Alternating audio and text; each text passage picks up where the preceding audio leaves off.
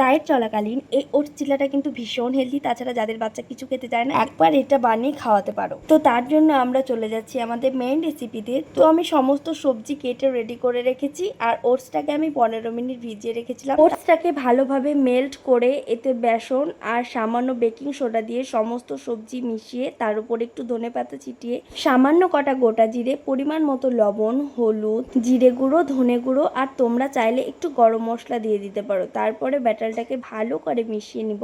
আরে না না, এই মিচকে শয়তানটাকে দেখে একদম ঘাবড়াবার কিছু নেই। আসলে আমি যখনই কোনো কিছু বানাই না কেন আর যা কিছুই করি, ওকে সব কিছুতেই আমার হাতে হাতে করতে হবে। পারুক বা না পারুক, চেষ্টা ওকে করতেই হবে। এখানেও চলে এসেছে দেখো।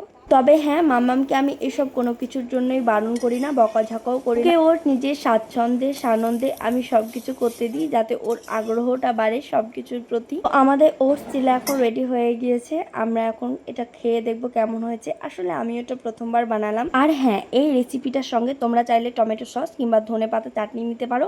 আমি এখানে ধনেপাতা চাটনি নিয়েছি, একটু ঝাল করে 2 কোয়া রসুন দিয়েছি।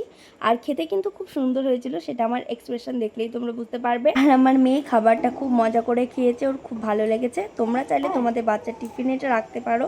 Thanks for watching. Radhe Radhe.